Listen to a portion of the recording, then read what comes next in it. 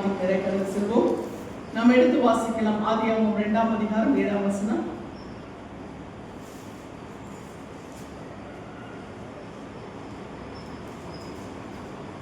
ஆதியாகமம் 2:7.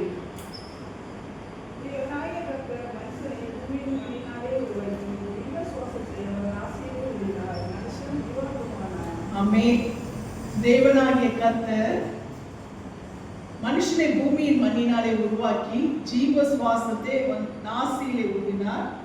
மனுஷன் ஜீவா ஆத்மா ஆனான். அல்லேலூயா. இங்கே பார்க்கும் பொழுது தேவனாகிய கர்த்தர் மனுஷனை பூமியின் மண்ணினாலே உருவாக்கி என்று சொல்லி நாம் பார்க்கிறோம்.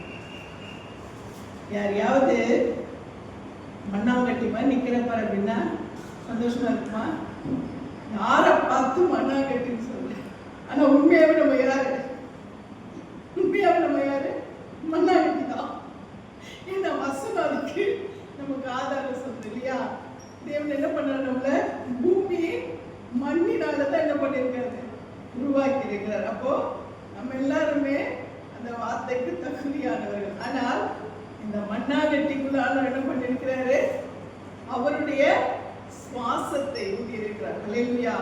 நம்முடைய நாசியிலே அவருடைய சுவாசத்தை ஊதி இந்த மண்ணாங்கட்டிகளுக்கு என்ன கொடுத்திருக்காரு? ஜீவனை கொடுத்திருக்கிறார். அல்லேலூயா. அதனால நம்ம என்னவா இருக்கிறோம்?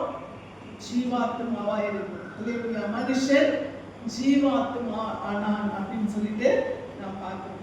அப்போ கர்த்தர் மனிதர்களை அவர் மண்ணினால் உருவாக்கின தேவனாக இருக்கிறார். நம்மை அவர் மண்ணென்று நினைவு கூறுகிறார். ஏன்னா படைச்சவருக்கு தான் தெரியும் நம்ம யாருன்னு இல்லையா? யார் மேனுஃபேக்சர் பண்ணாங்களோ அவங்களுக்கு தான் என்னது? அவங்களுக்கு தான் நாம எப்படி உருவாக்கப்பட்டோன்னு தெரியும். ஒரு பொருளை உருவாக்குறவங்களுக்கு தான் அந்த பொருளை குறிச்சு நூக்கன் கார்னர் எல்லாமே தெரியும். அது வேற ஆனவேற அது எங்க ஒரு சின்ன மைனூட்டு கூட என்னது அவங்களுக்கு தான் தெரியும் இல்லையா?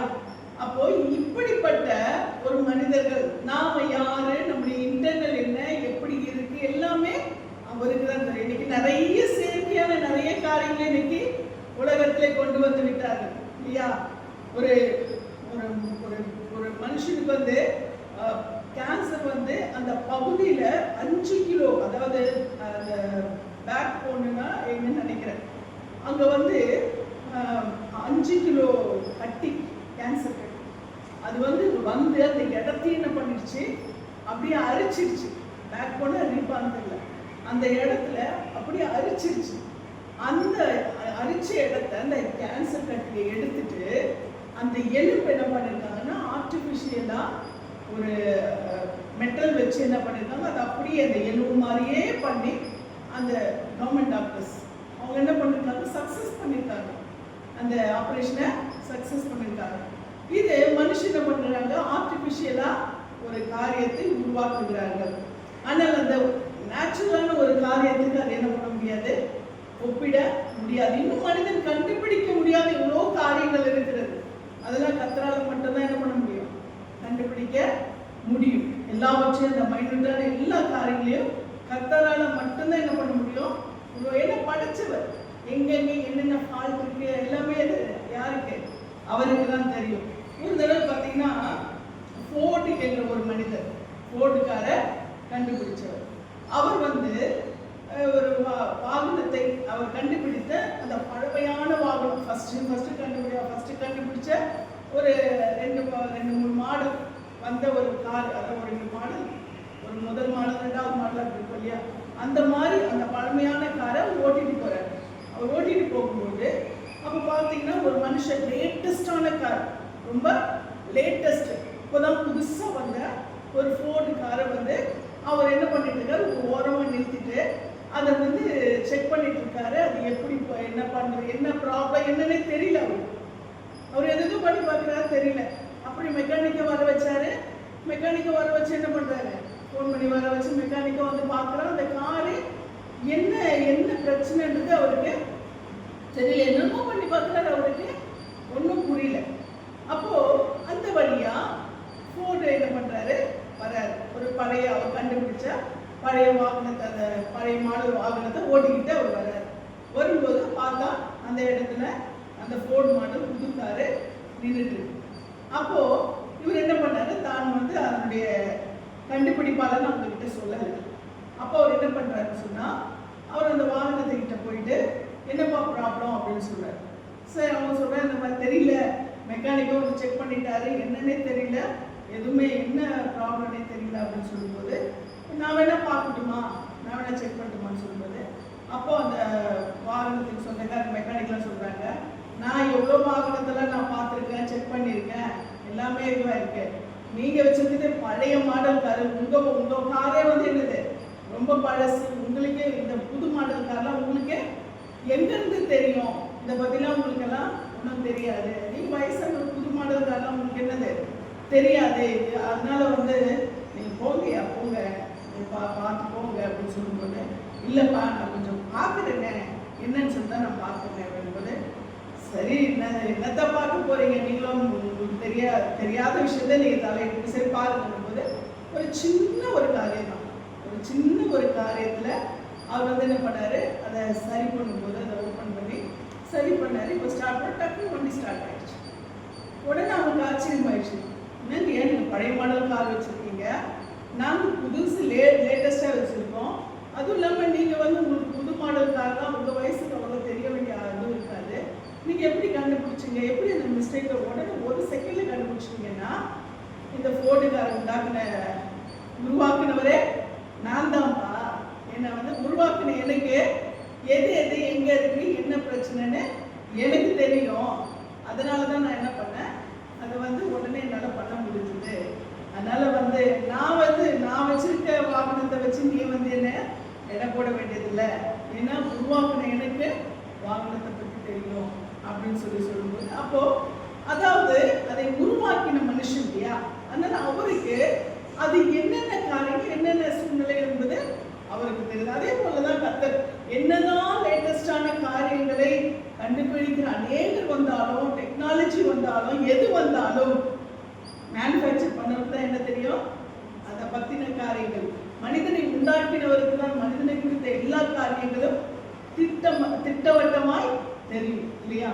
அப்ப ஆண்டவர் நம்மை உருவாக்கினவராக இருக்கிறபடினாலே அவருக்கு நம்மை குறித்து நன்றாக தெரியும், நம்முடைய இன்டர்னல் எல்லாமே அவருக்கு தெரியும், எல்லாமே அவர் அறிந்திருக்கிறார், நம்முடைய உள் மனதிலிருந்து உள் உறுப்புகளிலிருந்து எல்லாமே தெரியும். அதனாலதான் அநேக நல்ல வல்லுநர்கள், பெரிய பெரிய டாக்டர்ஸ்லாம் முடியாத காரியத்தை கூட ஆண்டவர் என்ன பண்றாரு, அவ்வளவு அற்புதங்களை செய்து, சில நேரங்களில் டாக்டர்ஸ் என்ன பண்றாங்க தெரியுமா, வேற ஒன்றும் பண்ண முடியாது, காட் இஸ் கிரேட் அப்படின்றாங்க இல்லையா.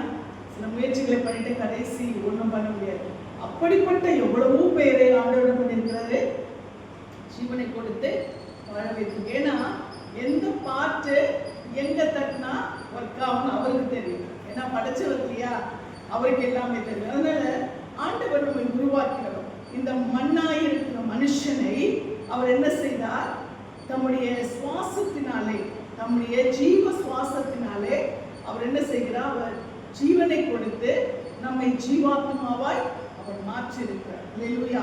அப்ப நாம் மண்ணாய் இருந்தவர்கள், நமக்கு அவருடைய ஜீவன் தான் என்ன செய்திருக்கிறது, நம்மை உயிரை கொடுத்திருக்கிறது. அது மட்டுமல்ல, நாம் வேதத்திலே வாசிக்கும் பொழுது அவர் மிருகங்களையும் மண்ணினால் தான் உருவாக்கி இருக்கிறார். நான் சொல்லல, வேதம் சொல்லுகிறது. ஆதியாகமம் 2ஆம் அதிகாரத்துல நீங்க 19ஆம் வசனத்தை எடுத்து வாசித்தீர்களானால்,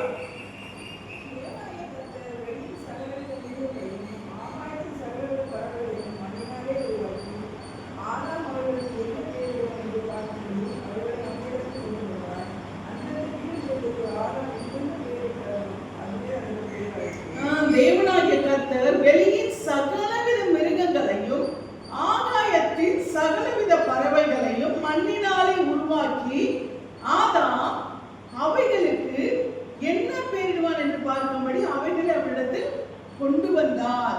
அவர் என்ன செய்கிறாரா, எல்லாவற்றையுமே மிருகங்களையும் ஆகாயத்தின் சகலவித பறவைகளையும் மண்ணினால உருவாக்கினார். மண்ணினாலதான் இவைகள் எல்லாவற்றையுமே கர்த்தர் உருவாக்கி இருக்கிறார் என்று சொல்லி நாம் பார்க்கிறோம். அப்போ மண்ணினாலே உருவாக்கி அதை ஆதாமிடத்தில் என்ன செய்திருக்கிறார், பெயரிடும்படியாய் அவர் கொண்டு வந்திருக்கிறார். அப்போ மண்ணினாலே ஆண்டவர் என்ன செய்திருக்கிறார், எல்லாவற்றையுமே மிருகங்கள் பறவைகள் எல்லாவற்றையும் கூட ஆண்டவர் என்ன செய்திருக்கிறார், மண்ணினால தான் உருவாக்கி இருக்கிறார். இது நாம் வேதத்திலே வாசிக்கும் பொழுது பிரசங்கியில வாசிங்க. பிரசங்கி 3ஆம் அதிகாரம் 19 இருந்து 21 வரைக்கும் வாசிங்க.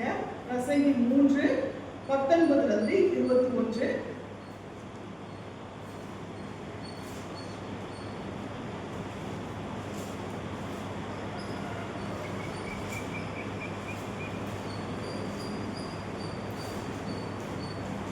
பிரசங்கி 3:19-21.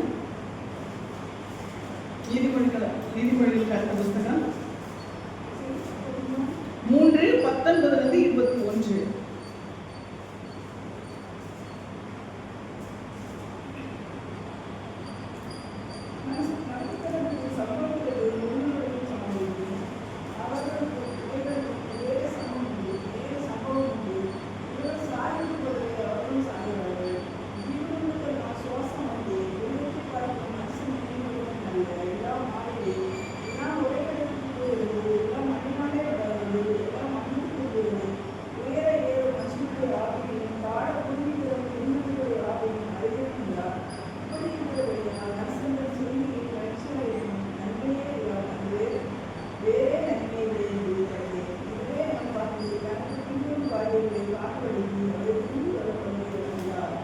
வாசிக்கும் பொழுது மனுபுத்திரருக்கு சம்பவிக்கிறது மிருகங்களுக்கும் சம்பவிக்கும். மனுஷன் மறைக்கிறான், மிருகங்களும் என்ன பண்ணுது?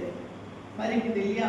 எல்லாத்துக்குமே ஒவ்வொரு ஆயுள் நாட்கள் இருக்கிறது. அப்போ மனிதர்களுக்கு எப்படியாவது ஒரு குறிப்பிட்ட வருஷங்களை ஆண்டு வைத்திருக்கிறார், அதே போலதான் மிருகங்களுக்கும் ஒரு குறிப்பிட்ட வருடங்கள் இருக்கு. அப்போ மனுபுத்திரருக்கு சம்பவிக்கிறது மிருகங்களுக்கும் சம்பவிக்கும், அவர்களுக்கும் இவைகளுக்கும் ஏக சம்பவம் உண்டு. அவைகளும் பிறக்குது, வாழுது, உண்ணுது, அது என்ன பண்ணுது? அது நேரம் வரும்போது என்ன பண்ணுது? மறித்து போகுது. அப்போ மனிதர்களுக்கும் இவைகளுக்கும் ஏக சம்பவம் இல்லையா? என்ன நமக்கு ஒரு எக்ஸ்ட்ரா ஒரு சென்ஸ் இருக்கு, மிருகங்களுக்கு அந்த எக்ஸ்ட்ரா ஒரு சென்ஸ், 6வது சென்ஸ் இல்லை. ஆனா மனிதரை விட அது பெட்டரா தான் இருக்கு இல்லையா? அப்ப இங்க பார்க்கும் பொழுது இவைகளுக்கும் மனிதர்களுக்கும் என்னதான் ஏக சம்பவம் உண்டு. இவைகள் சாகிறது போலவே அவர்களும் சாகிறார்கள். மிருகங்கள் சாகிறது போலவே மனிதர்கள் என்ன செய்கிறார்களா? சாகிறார்கள். ஜீவன்களுக்கு எல்லாம் சுவாசம் ஒன்றே. எல்லா ஜீவன்களுக்கும், மனுஷனா இருந்தாலும் மிருகங்களா இருந்தாலும் எல்லாமே மூக்கு வழியா தான் என்ன பண்ணுது? சுவாசிக்குது இல்லையா? அப்போ ஜீவன்களுக்கெல்லாம் சுவாசம் ஒன்றே. மிருகத்தை பார்க்கிலும் மனுஷன் மேன்மை உள்ளவன் அல்ல. ஐயோ, மிருகத்தை விட மனுஷன் மேன்மை இல்லையா? கிட்டத்தட்ட மிருகமும் மனுஷனும் ஒன்றுதான். அப்போ மிருகத்தை விட மனுஷன் மேன்மை உள்ளவன் அல்ல. எல்லாம் மாயையே இல்லையா? எல்லாம் மாயையே. எல்லாம் ஒரே இடத்துக்கு போகிறது, எல்லாம் மண்ணிலே உண்டாகிறது, எல்லாம் மண்ணுக்கு திரும்புகிறது. அல்லேலூயா. எல்லாமே என்னதான்? ஒரே இடத்துக்கு தான் போகுது. அப்படின்னா என்னது? மண்ணினாலே. அப்ப ஆதியாகமத்துல போட்டிருக்குது கரெக்டா? அந்த மனுஷனை, மிருகங்களை, பறவைகளை எதனால உண்டாக்கி இருக்கிறாரு? மண்ணினாலே. அப்போ எல்லாம் மண்ணிலே உண்டாகிறது. அப்போ மிருகங்களும் மனிதர்களும் மண்ணினாலதான் உண்டாக்கப்பட்டிருக்காங்க. மண்ணினாலே உண்டாக்கப்பட்ட மிருகங்களும் மனிதர்களும் எங்கதான் போறாங்களா? மண்ணுக்கு தான் போறாங்களா? அப்போ மிருகங்களை, பறவைகளை ஆண்டவர் மண்ணினாலே உருவாக்கி இருக்காரு. பறவைகள் மரத்துல கூடு கட்டி இருக்குன்னா அது அப்படியே மரத்திலேயே இருந்துட்டா, மரத்திலேயே செத்து அப்படியே மரத்திலேயே அதுலயே பொறிஞ்சு போட்டா கிடையாது. எல்லாமே என்ன ஆகுது?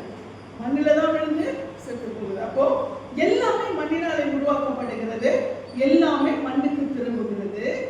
உயர ஏறும் மனுஷனுடைய ஆவியையும் இந்த ஒரு வித்தியாசம். இப்போ நம்ம ஒரு வித்தியாசம். இப்போ என்ன சொல்ற ஆண்டவர்? எல்லா அதனுடைய வாழ்க்கை முறை, மனிதனுடைய வாழ்க்கை முறை எல்லாமே என்னதான்? எல்லாமே ஒண்ணுதான். ஆனா ஒரு வித்தியாசத்தை இங்க காட்டுறாரு பாருங்க. உயர ஏறும் மனுஷனுடைய ஆவியும் தாழ பூமியிலே இறங்கும் மிருகமுடைய ஆவியையும் அறிகிறவன் யார்? இங்க ஒரு வித்தியாசம் புரியுதா உங்களுக்கு? மனுஷனுடைய ஆவி உயர போகுது,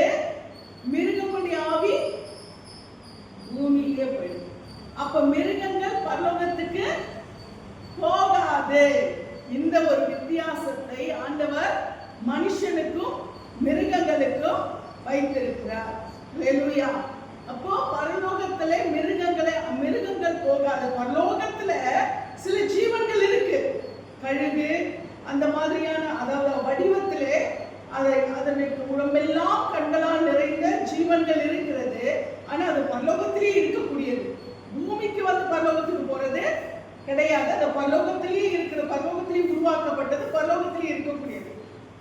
ஆனால் இந்த பூமியிலே உருவாக்கப்பட்ட மிருகங்கள், மண்ணினாலே உருவாக்கப்பட்ட எந்த மிருகங்களும் அதனுடைய ஆவி எங்க போறதில்லை, பரிச்சவர்கிட்ட போறதில்லை. அவைகள் எங்க போகுது, பூமிக்கு தான். அப்ப அதுங்களுக்கு நரகம் பரலோகம் எதுவுமே கிடையாது. அவைகள் வாழும், சாப்பிடும். அவர்களுடைய வாழ்க்கை முறைகள் மனிதனை போலவே, மனிதனை ஒத்தது போலவே அவைகளுடைய வாழ்க்கை முறை என்ன பண்ணுது, காணப்படுகிறது. ஆனால் அவைகள் என்ன செய்கிறது, அவைகள் மாண்டு போகும் பொழுது அவைகள் எங்க போயிடுது, மண்ணுக்கு. அதுக்குன்னு இருக்கிற அந்த ஆவி எங்க போகாது, படைத்தவரிடத்துல பரலோகத்துக்கு போகாது. ஆனா இதிலே ஆண்டவர் ஒரு வித்தியாசத்தை காண்பித்திருக்கிறார் மனுஷனுக்கும் மிருகங்களுக்கும். ஆவி தன்னை தந்த தேவனிடத்துக்கு திரும்பும். ஹல்லேலூயா.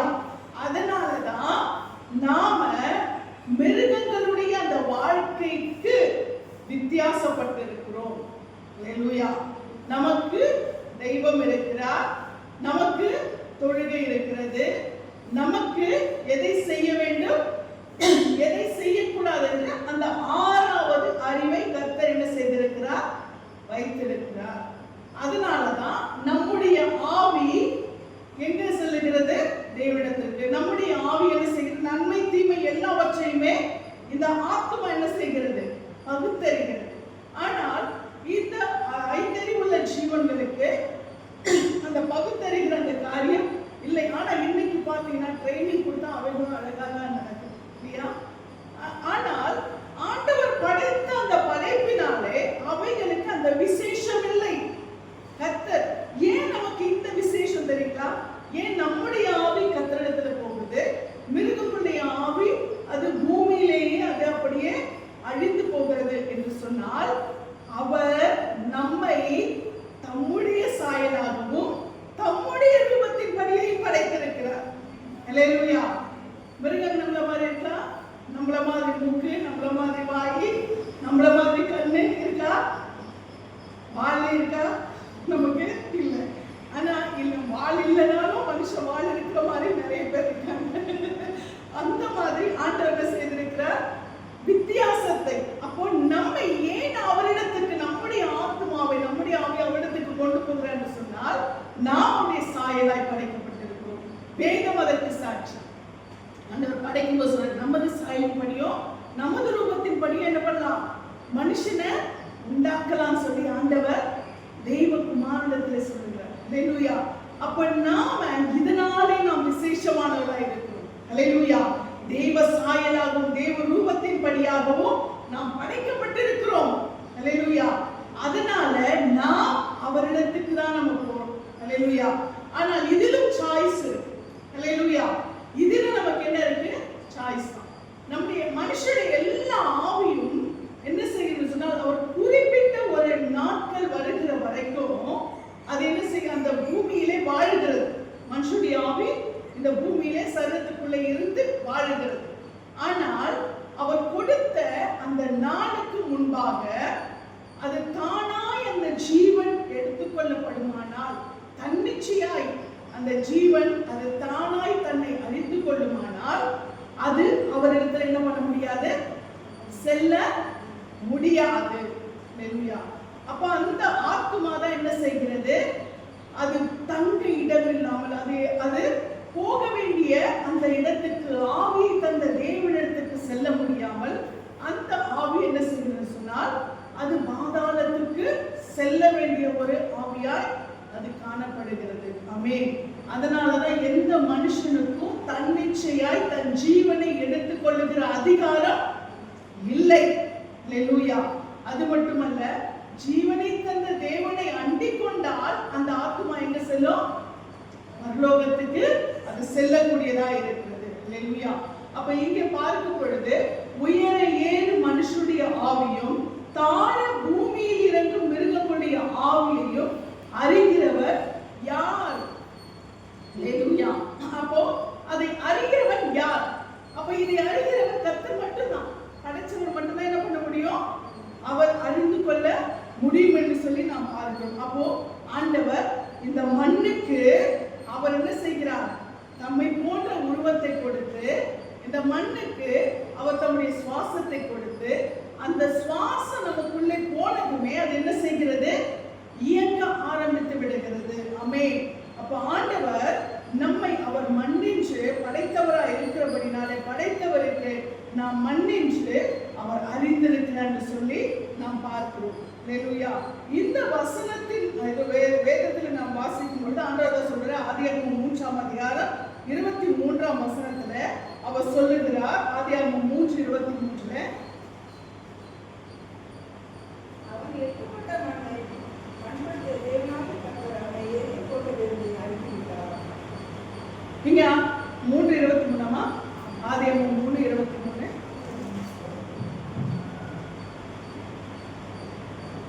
அவன் எடுக்கப்பட்ட மண்ணை பண்படுத்த தேவனாகிய கர்த்தர் அவனை ஏதேன் தோட்டத்திலிருந்து அனுப்பிவிட்டார் என்று சொல்லி நாம் பார்க்கிறோம். இங்கே ஆண்டவர் அவன் எடுக்கப்பட்ட மண்ணை பண்படுத்த ஆண்டவர் செய்கிறார், அவனை ஏதேன் தோட்டத்திலிருந்து அவர் அனுப்பிவிட்டார். அப்போ எடுக்கப்பட்ட மண், நாம இந்த மண்ணிலிருந்து எடுக்கப்பட்டபடினாலே ஆண்டவர் செய்கிறார், நம்மை அவர் அந்த மண்ணை பண்படுத்த என்ன செய்கிறார்? அவர் மாற்றி விட்டார். அது மட்டும் இல்ல, இன்னொரு வசனத்தில் நாம் பார்க்கும் பொழுது நீ மண்ணிலிருந்து எடுக்கப்பட்டபடினாலே ஆண்டவர் சொன்னாரு மண்ணுக்கே திரும்புவாய் என்று சொல்லிதான் அந்த வார்த்தையை ஆண்டவர் சொன்னார்.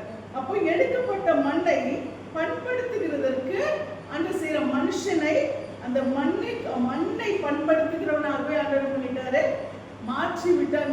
அதனாலதான் நாம் அந்த மண்ணிலிருந்து எடுக்கப்பட்டவைகளை நாம் என்ன செய்கிறோம்? இந்த மண்ணுக்கு மண்ணிலிருந்து விளைவிக்கப்பட்டதான் என்னவா இருக்கு? 19.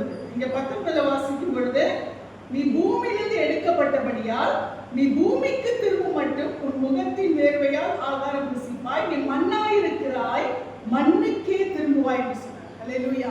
அப்ப நீ பூமியிலிருந்து எடுக்கப்பட்டபடியால் நீ பூமிக்கு திரும்ப மட்டும் முகத்தின் வேர்வையால் புசிப்பாய், ஆகாரம் புசிப்பாய், மண்ணாயிருக்கிறாய் மண்ணுக்கே என்ன பண்ணுவ? திரும்புவ. எப்படி பாருங்களேன், மண்ணுல உருவாக்குறாரு, மண்ணுல விளைவிக்கிறத நம்மள சாப்பிட வைக்கிறாரு. மண்ணை தான் சாப்பிடுறோம்.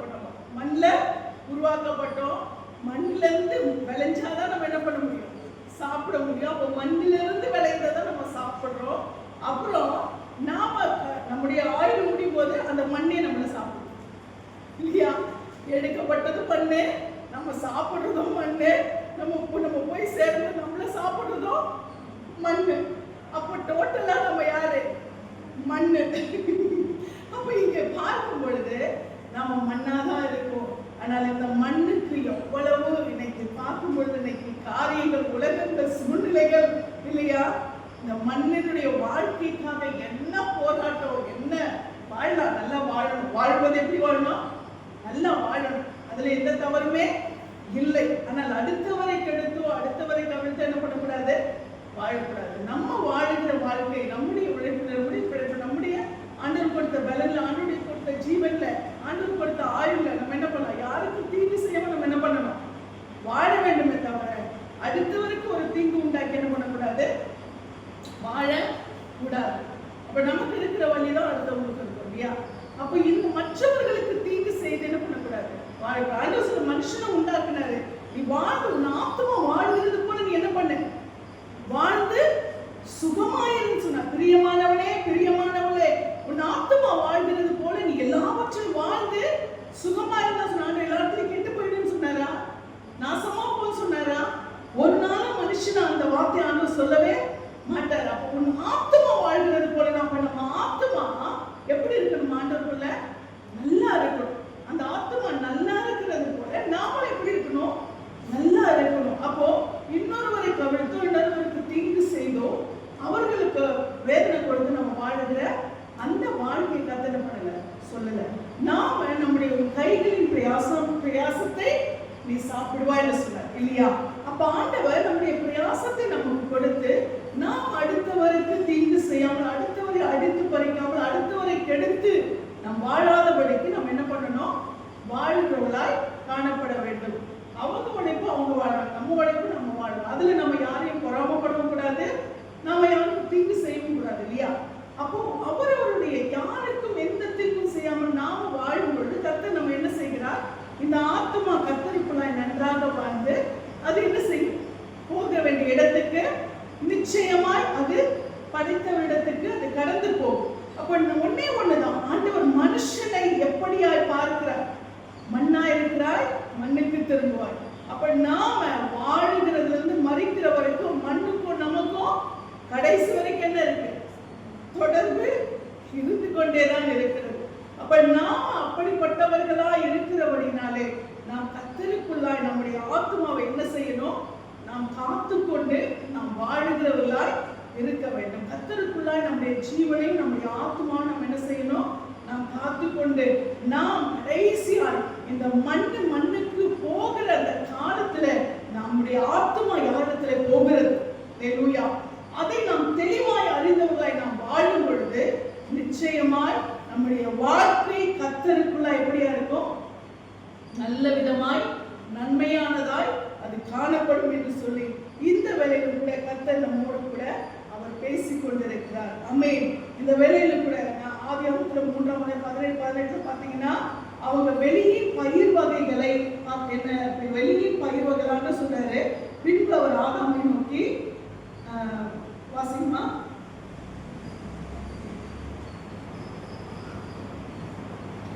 ஆதியாகமம் 3:17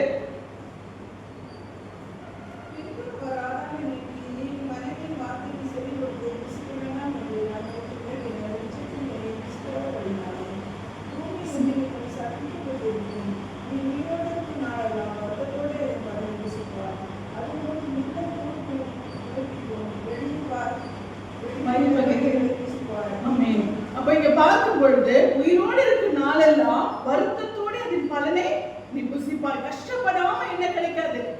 கஷ்டப்படாம பலனே கிடைக்காது இல்லையா? அப்ப கஷ்டப்பட்டாதான் என்ன செய்யும்? எதுவுமே எதனுடைய பலனும் நமக்கு கிடைக்கும். அது மட்டும் இல்ல, அது உனக்கு முன்னும் குறுக்கு முளைப்புக்கு கொஞ்சம் விட்டுட்டா அந்த விளைவிக்கிற அந்த மண்ணில் என்ன வருது? அடுத்தது களைகள் உண்டாகுது இல்லையா? அப்ப அந்த விளைவிக்கிற அந்த நன்மைகளை அந்த களைகள் என்ன செய்யுது? கெடுத்து விடும். அப்ப அதையும் பராமரிக்கணும். அந்த களைகள் இடத்திலிருந்து பயிரை என்ன பண்ணணும்? பாதுகாக்கணும். அப்போ விளைவிக்கிற பயிருக்கு தீங்கு செய்ய விளைவிக்காத களைகள் என்ன செய்யும்? பக்கத்துல வளர்ந்தே தீரும். விதை போடல, களைகளுக்கு யாரும் விதை போடுறது இல்ல. முள்ளுக்கு யார விதை போடுறாங்க? முள்ளு நீ வளர பக்கத்துல நீ யார விதை போடுறாங்களா? கிடையாது. சம்பந்தமே இல்லாம தேவையில்லாம என்ன பண்ணும்? முள்ளும் குறுக்கு என்ன பண்ணுது? விளைவிக்கப்படுது. ஆனால் அதிலிருந்து என்ன பண்ணும்? பயிர்களை காப்பாற்றணும். என்னதான் கஷ்டப்பட்டாலும் பக்கத்து கலையும் ஒரு முள்ள என்ன பண்ணும்? உண்டாக்கப்பட்டு. அப்ப அதையும் என்ன செய்யணும்? அதிலிருந்தும் அந்த பயிரை என்ன பண்ணணும்? பாதுகாக்கணும். அப்போ மனுஷன் என்னதான் விதைச்சாலும் அதிலிருந்து என்ன செய்ய வேண்டியிருக்கிறது? கலைகளிலிருந்து பாதுகாக்கப்பட வேண்டி இருக்கிறது. ஹல்லேலூயா! நம்முடைய வாழ்க்கையில கூட நம்ம என்னதான் கர்த்தருக்குள்ளாய் விதைகளாய் விதைக்கப்பட்டு நாம் வேரூற்றப்பட்டு வாழ்வுகளாய் இருந்தாலும் நம்முடைய வாழ்க்கையிலே வருகிற அநேக கலைகளை நாம் என்ன செய்யணும்? கலைகளை நம்முடைய வாழ்க்கையில அகற்றி தான் நம்ம என்ன பண்ணணும்? நம்ம கர்த்தருக்குள்ளாய் நாம் ஓட வேண்டியதா இருக்கிறது இல்லையா? நம்ம என்னதான் வசனம் என்ற அந்த விதையினாலே நாம் விதைக்கப்பட்டாலும் வளர்க்கப்பட்டாலும் நமக்கு அறியாமலே என்ன செய்யும்? கலைகள் என்ன பண்ணுது? முளைக்குதா? கலைகள் கண்டிப்பா. விதைகள் உள்ள போட்டாலும் வசனம் என்ற விதை நமக்குள்ளே போனாலும் கூடவே தேவையில்லாத கலைகள் என்ன பண்ணுது? வளர்ந்துட்டுதான் இருக்கு. அப்போ நாம என்ன செய்யணும்? இந்த விதைகளை பராமரிக்கிறது போல இந்த கலைகளையும் நாம் அகற்றுகிறதுல என்ன பண்ணணும்? கவனமா இருக்கணும். அதனால்தான் தாவீது அழகாய் சொல்ற, சுத்த இருதயத்திலே சிருஷ்டியும் நிலைவரமான ஆவி எனக்குள்ள என்ன பண்ணுங்க? புதுப்பிங்கன்ற. ஹல்லேலூயா! அப்ப நிலைவரமான ஆவி எனக்குள்ள என்ன பண்ணுங்க? தினந்தோறும் எனக்குள்ளே ஒரு நிலைவரமான ஒரு நல்ல ஆவி என்ன பண்ணுங்க? எனக்குள்ளே புதுப்பிங்க. எந்த விதத்திலும் இந்த விதையோடு கூட என்ன வளர அதனால நிலைவரமான ஆவி எனக்குள்ள தினந்தோறும் என்ன பண்ணுங்க, புதுப்பிச்சுட்டே இருங்க. இப்ப நம்ம என்ன பண்ண, டெய்லி நம்ம ரெனிவல் பண்ணிட்டே இருக்கணும், அப்டேட் பண்ணிட்டே இருக்கணும் நம்மள. ஹல்லேலூயா. ஒரு நாள் நான் வசனத்தை நான் எடுத்துக்கிட்டேன், அது எனக்கு அப்படியே காலம் கூட இருக்கும்னு சொல்ல முடியுமா? இல்ல. நம்மை மனிதர்களை நாம் என்ன பண்ணணும், தினந்தோறும் நான் அப்டேட் பண்ணிட்டே இருக்கணும். ஒவ்வொரு நாளும் நம்ம என்ன பண்ணணும், அப்டேட் பண்ணிட்டே இருக்கும் பொழுதுதான் நம்முடைய இருதயம் கர்த்தருக்குள்ள என்ன பண்ணும், புதிதாக்கப்பட்டு கொண்டே இருக்கும். கர்த்தர் பார்த்துப்பார், கர்த்தர் பார்த்துப்பார்னா நான் ஒரு தடவை ரட்சிக்கப்பட்டுட்டு அதனால என்ன பண்ணுவாரு, கர்த்தர் என்ன சுத்திகரிச்சு கர்த்தர் என்ன சரி பண்ணிடுவாங்க. நம்மள நம்ம என்ன பண்ணணும், ஆண்டவருக்குள்ள ஒப்பு கொடுத்து நாம் ஒவ்வொரு நாளும் தாவீது சொன்னது போல நாம் இந்த வார்த்தையை சொன்ன, ஆண்டவர் சுத்த இருதயத்தை சிருஷ்டிங்க, நிலைவரமான ஆவி எனக்குள்ள என்ன பண்ணுங்க, புதுப்பிங்க என்று சொல்லி நாம் கர்த்தருக்குள்ள தினந்தோறும் தினந்தோறும் நம்ம என்ன பண்ணணும், நம்ம ஒப்பு கொடுத்து கொண்டே இருக்கணும். ஏனென்றால் ஆண்டவர் சொல்லிட்டாரு, உனக்கு முள்ளும் குறுக்கும் தான் என்ன பண்ணும், விளைவிக்கணும். என்னதான் விதை போட்டா கூட உனக்கு என்ன விளைக்கும், கூடவே நீ போடாத முள்ளும் குறுக்கும் கூடவே என்ன பண்ணும், விளையும். அப்ப இந்த உலக வாழ்க்கையிலே நாம் கர்த்தருக்குள்ளாய், நாம் அந்த வசனங்களுக்குள்ளாய் அதை விதைத்த வசனத்தை விதைத்து கர்த்தருடைய வார்த்தையை நாம் வளர்ந்து கொண்டிருந்தாலும் நம்மை அறியாத கலைகள் நிச்சயமா என்ன பண்ணும், வளரும். அல்லேலூயா. அப்ப நாம் என்ன செய்யணும், கர்த்தருக்குள்ளாய் நாம் தினந்தோறும் என்ன பண்ணணும், நம்மை புதுப்பித்துக் கொண்டே இருக்க வேண்டும் என்று சொல்லி இங்க கர்த்தருடைய வார்த்தை சொல்லுகிறது. அப்போ இந்த பயிருக்கும் இந்த மண்ணுக்கும், இந்த மண் எப்படி, மண்ணு நல்லதை மட்டும் விளைவிக்கல, தீமையை என்ன பண்ணுது, விளைவிக்குது. அது விரும்பாததையும் என்ன பண்ணுது, அது விளைவிக்கக்கூடியதா இருக்கு. நாம் விரும்பி விதைக்கிற பயிர்களை மாத்திரமல்ல, நாம் விரும்பாத களைகளையும் விளைவிக்கிறது. அதே போலதான் நாம மண்ணா இருக்கிற நமக்குள்ளே வசனங்களை நாம் என்னதான் விதைத்தாலும் விரும்பாத களைகளும் என்ன செய்கிறது, மனுஷனுக்குள்ளே வளர்கிறதா இருக்கிறது.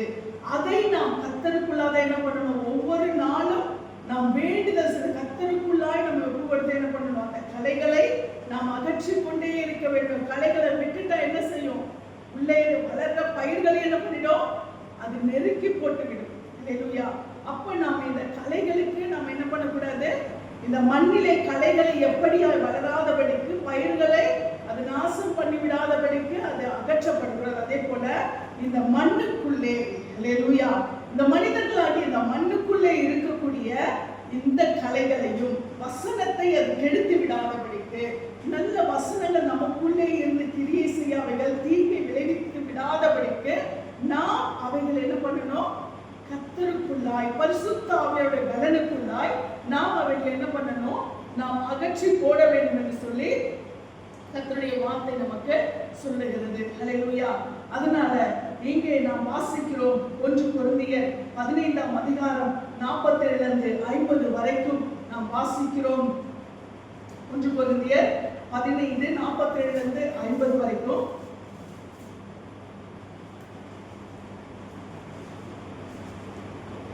கொரிந்தியர் 15 47 இருந்து 50.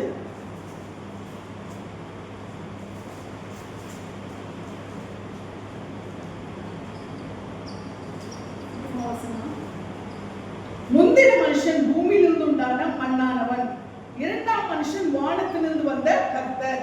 மண்ணானவன் எப்படிப்பட்டவனோ மண்ணானவர்களும் அப்படிப்பட்டவர்களே. வானத்துக்குரியவர் எப்படிப்பட்டவரோ வானத்துக்குரியவர்களும் அப்படிப்பட்டவர்களே. மேலும் மண்ணானவனுடைய சாயலை நாம் அணிந்திருக்கிறது போல வானவருடைய சாயலையும் அணிந்து கொள்வோம். சகோதரரே, நான் சொல்லுகிறது என்னவெனில், மாம்சமும் இரத்தமும் தேவனுடைய ராஜ்யத்தை சுதந்தரிக்க மாட்டாது, அழிவுள்ளது அழியாமையை சுதந்தரிப்பது இல்லை. ஹல்லேலூயா. அப்ப இங்கே பார்க்கும் பொழுது முந்தின மனுஷனாகிய ஆதாம் ஜீவாத்மா ஆனான் என்று சொல்லி நாம் பார்க்கிறோம். பிந்தின ஆதாம் உயிர்ப்பிக்கிற ஆவியானவர். முந்தின மனுஷன் பூமியிலிருந்து உண்டான மண்ணானவன். யாரு? ஆதாம் இல்லையா? முதலான ஆதாமை உண்டாக்கும் போது மண்ணால் உண்டாக்கினார். இரண்டாம் மனுஷன் வானத்திலிருந்து வந்த கர்த்தர். ஆமென். இரண்டாம் மனுஷன் யாரு? முந்தின மனுஷன் ஆதாம்னா, இரண்டாவது ஆதாம் யாருன்னு சொல்லிருக்கு? இயேசு கிறிஸ்து. ஹல்லேலூயா.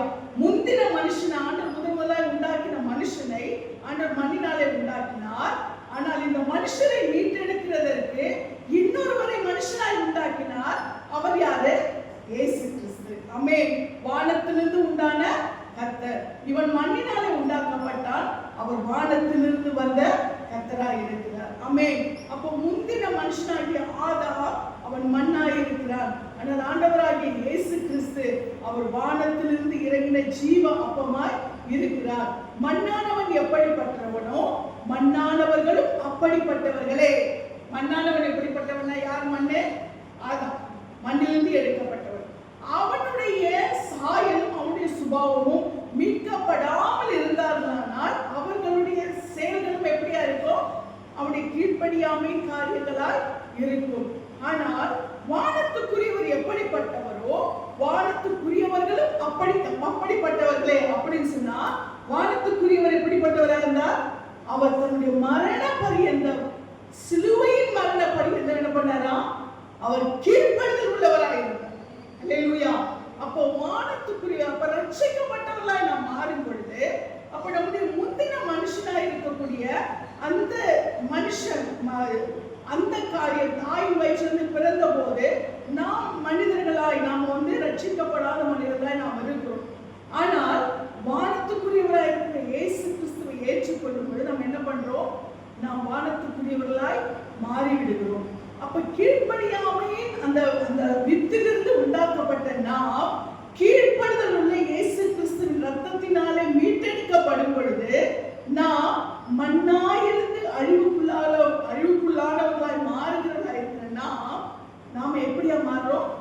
வானத்துக்குரியவராய் இருக்கிற இயேசு கிறிஸ்துவின் கீழ்ப்படிதலை, அந்த ரட்சிப்பை, அவருக்குரிய அந்த ரட்சிப்பை நாம் பெற்றுக்கொள்ளும் பொழுது அந்த கீழ்ப்படிதலுக்குரியவருடைய அந்த கிருபைகளை நாம் என்ன செய்கிறோம்? பெற்றுக்கொள்கிறோம். அப்போ மண்ணானவன் எப்படிப்பட்டவனோ மண்ணானவர்கள் எப்படி இருக்காங்க? அப்படிப்பட்டவர்களா இருக்கிறார்கள் ரட்சிப்புக்கு முன்பாக. அப்போ வானத்துக்குரியவர் என்று சொல்லும் பொழுது கீழ்ப்படிதலை மரண பரியந்தம் வெளிப்படுத்துகிற இயேசு கிறிஸ்துவை ஏற்றுக்கொள்ளும் பொழுது நம்ம என்ன செய்கிறோம்? அந்த பரலோகத்துக்குரியவர்களாய் நம்மளும் என்ன பண்றோம்? வானத்துக்குரியவர்களாய் நாம் மாறிவிடுகிறோம். அல்லேலூயா. அப்போ நாம மண்ணுக்கு திரும்புகிறவர்களா இருப்போமானால் நாம என்னவா இருப்போம்? நம்முடைய ஆத்துமா, நம்முடைய ஆவி மண்ணாகி இந்த பாதாளத்துக்குள்ளே கடந்து போகுமானால் மிருகங்களுக்கும் மனுஷனுக்கும் நமக்கு வித்தியாசம் இருக்கா? நிச்சயமா இருக்கு. அப்போ அந்த வானத்துக்குரிய இயேசு கிறிஸ்துவை நாம் ஏற்றுக்கொண்டு அவருக்குரிய கீழ்ப்படிதலை உடையவர்களாக இருக்கும் பொழுது மண்ணுக்கு செல்ல வேண்டிய நாம் எப்படிப்பட்ட நம்முடைய ஆத்துமா எங்க போது? பரலோகத்துக்கு. அல்லேலூயா. வானத்துக்குரியவரை ஏற்றுக்கொண்டு அவருக்கு கீழ்ப்படிதல் உள்ளவர்களாய் நாம் மாறும் பொழுது நாம எப்படிப்பட்டவர்களாக மாறிடுறோம்? வானத்துக்குரியவர்களாய் மாறிவிடுகிறோம். அல்லேலூயா. அப்ப தேவன் இயேசு கிறிஸ்து எங்கே சென்றாரோ அந்த பரலோகத்துக்கு நாமும் என்னவா இருக்கிறோம்? உரியவர்களாய் நாம் மாறி விடுகிறோம். ஆமென். அப்ப இந்த கிருபையை கர்த்தர் நமக்கு கொடுத்திருக்கிறார் என்று சொல்லி நாம் பார்க்கும் பொழுது நாம் பாக்கிய பெற்றவர்களாய் இருக்கிறோம். மேலும் மண்ணானுடைய சாயலை நாம் அணிந்திருக்கிறது போல வானவருடைய சாயலையும் அணிந்து கொள்வோம்.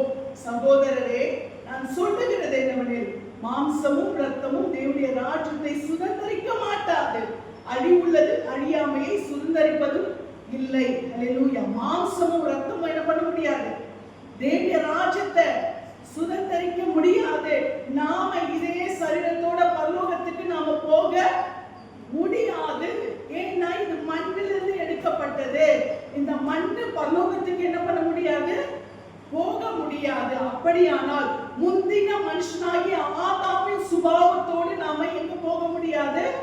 பரலோகத்துக்கு போக முடியாது. பிந்தின மனுஷனாய் இருக்கிற இயேசு கிறிஸ்துவின் சாயலை, கீழ்ப்படிதலை நாம் தரித்து கொண்டோமானால் நாம எங்க போகலாம்? பரலோகத்துக்கு போகலாம். அப்போ அந்த மண்ணான மனுஷனுடைய அந்த சாயலை கர்த்தர் நமக்கு மாற்றி இயேசு கிறிஸ்துவின் சாயலை நமக்கு தரித்து நம்மை பரலோகத்துக்குரியவர்களாக என்ன செய்திருக்கிறார்? அவர் மாற்றி இருக்கிறார். அப்போ உலகத்திலே எவ்வளவுதான் பரமாத்மாவா இருந்தாலும், எவ்வளவுதான் மகாத்மாவா இருந்தாலும், அந்த ஜீவனை கொடுத்த இயேசு கிறிஸ்துவை, நமக்காக ஜீவனை கொடுத்த இயேசு கிறிஸ்துவை, அப்படி ரத்தத்தினாலே கழுவி மீட்டெடுத்த இயேசு கிறிஸ்துவை ஏற்றுக்கொள்ளவில்லை என்றால் அவர்கள் என்ன செய்ய முடியாது? பரலோகத்துக்கு போக முடியாது என்று நான் சொல்லல, வேதம் சொல்லுகிறது. அல்லேலூயா. வேதம் சொல்லுகிறதே உங்களுக்கு தேவன் பரிசுத்த ஆவியானவர் எடுத்து சொல்லிக் கொண்டிருக்கிறார். அப்போ அந்த கீழ்ப்படிதல் உள்ள இயேசு கிறிஸ்துவை நாம் ஏற்றுக்கொள்ளும் பொழுது நாம் என்ன செய்கிறோம்? மண்ணான நாம் அந்த பரலோகத்துக்குரிய அந்த மகிமையின் சாயலை நாம் என்ன செய்கிறோம்? பெற்றுக்கிறோம். அழிவுள்ளதாகிய இது என்ன பண்ண முடியாது? அழியாமே தடுத்து கொள்ள முடியாது. அப்போ மண்ணாய் இருக்கிற இந்த சரீரம் இந்த மண்ணோடு கூட எங்க போக முடியாது? பரலோகத்துக்கு போக முடியாது. அப்போ இதற்குள்ளே இருக்கிற அந்த ஆத்துமா அந்த இயேசு கிறிஸ்துவின் சாயலை என்ன பண்ணணும்? அறிந்து கொள்ள வேண்டும். அவருக்குள்ளாய் நாம் புதுப்பிக்கப்பட்டவர்களாய் மாறும் பொழுது நாம் தேவனுடைய வானவருடைய சாயலை நாம் அணிந்து கொள்ளுகிறவர்களாய் இருக்கிறோம் என்று சொல்லி கர்த்தருடைய வார்த்தை இந்த நாளை நமக்கு தெளிவாய் சொல்லுகிறது. அதனால நாம் இந்த 2 பேதுரு 1ஆம் அதிகாரம் 10ஆம் வசனத்தை நாம் வாசித்து முடிக்கலாம். 2 பேதுரு 1ஆம் அதிகாரம் 10ஆம் வசனம்.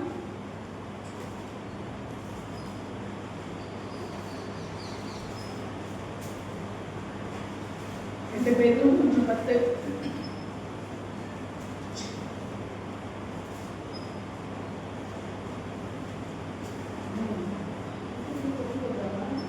பேதுரு 1:10.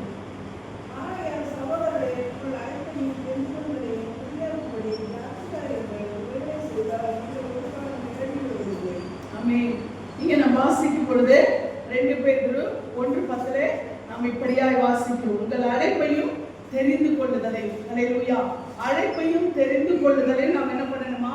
ஜாக்கிரதையாய் நாம் காத்துக்கொள்ள வேண்டும். அல்லேலூயா. ஆகையால் சகோதரரே, உங்கள் அழைப்பையும் தெரிந்து கொள்ளுதலை உறுதியாக்கும்படி ஜாக்கிரதையாயிருங்கள்.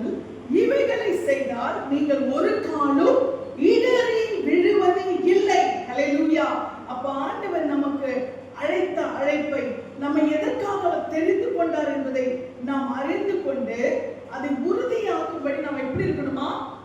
ஜாக்கிரதையா இருக்க வேண்டும். Be careful. Hallelujah. நம்ம ஆங்கிலத்தில் நம்ம பார்த்தோம்னா என்னன்னு சொல்ல முடியாது? Be careful அப்படின்றார் ஆண்டவர். ஜாக்கிரதையா இருங்கள். அப்போ உங்கள் அழைப்பையும் தெரிந்து கொள்ளுதலையும் உறுதியாக்கும்படி ஜாக்கிரதையா இருங்கள். இவைகளை செய்தால் நீங்கள் ஒரு காலம் இடறி விழுவது இல்லை. ஹல்லேலூயா. அப்ப நம்முடைய அழைப்பை நாம் என்ன பண்ணணும்? தெரிந்து கொள்ளுதலையும் நாம் உறுதியாக்கி கொள்ள வேண்டும். ஹல்லேலூயா. அதுல நம்ம எப்படி இருக்கணுமா? ஜாக்கிரதையா இருக்கணும். ஹல்லேலூயா. நான் எதற்காய் அழைக்கப்பட்டேன்? நான் எதற்காய் தெரிந்து கொள்ளப்பட்டேன்? ஆமென். அழைப்பு, தெரிந்து கொள்ளுதல் ரெண்டுமே இருக்கு. ஆமென். அப்ப அழைக்கிறது மாத்திரமல்ல, ஆண்டவர் நம்மை தெரிந்து கொள்ளுதலாய் மாற்றி இருக்கிறார். எல்லாரையும் ஆண்டவர் பாத்தீங்கன்னா எல்லாருமே ஆண்டவர் அழைச்சிருக்கிறார். ஆனால் எல்லாரும் தெரிந்து கொள்ளப்பட்டவர்களா இருக்கிறார்களா? எல்லாருமே ரட்சிக்கப்பட்டதான் ஆண்டவருக்கு ஆசை இல்லையா? எல்லாருமே ரட்சிக்கப்பட்டதான் ஆண்டவருக்கு ஆசை. ஆனா எல்லாருமே ரட்சிக்கப்பட்டிருக்காங்களா? ஆமென். அப்ப நாம ஆண்டவர் நம்மை அழைத்திருக்கிறார். அழைத்தவர் நம்ம என்ன பண்ணிருக்காரு? ஸ்பெசிபிக்கா என்ன பண்ணிருக்காரு? நம்மை தெரிந்து கொண்டிருக்கிறார். ஹல்லேலூயா. நம்மை தெரிந்து கொண்டிருக்கிறபடினாலே நம்முடைய அழைப்பு, நாம் எதற்காக அழைக்கப்பட்டோம், நாம் எதற்காக தெரிந்து கொள்ளப்பட்டோம் என்பதை நாம் அறிந்து நாம் எப்படியா இருக்கணுமா? ஜாக்கிரதையா இருக்க வேண்டும். அப்படி நாம் இருப்போமானால் ஆண்டவர் நம்மை ஒரு காலம் இடறி விடாதபடி அவர் என்ன பண்ணுவாரு? நம்மை காத்துக் கொள்வார். சாத்தான் நமக்கு எந்த வலையும் என்ன பண்ண முடியாது? விரிக்க முடியாது. விரித்தாலும் அதிலே நாம் விடாதபடிக்கு கர்த்தர் நம்மை என்ன செய்வார்? அவர் பாதுகாத்துக் கொள்கிறவராக இருக்கிறார். அதனால இந்த நாளிலும் கூட நம்முடைய அழைப்பை, நம்முடைய தெரிந்து கொள்ளுதலை நாம் ஜாக்கிரதையாய் பின்பற்ற கடவோம். நம் மண்ணாய் இருந்தாலும், நம் மண்ணுக்கு திரும்புகிறவர்களாக இருந்தாலும் கர்த்தர் நம்மை அவருக்கென்று என்ன செய்திருக்கிறார்? அவர் தெரிந்தெடுத்திருக்கிறார். நம் மண்ணாய் இந்த மண்ணுக்கே போகணும் நம்மளை படைக்கல. நாம வானத்துக்குரியவர்களாய் மாற வேண்டும் என்பதற்காகத்தான் ஆண்டவர் இயேசு கிறிஸ்துவை நமக்காக அனுப்பினார். அல்லேலூயா.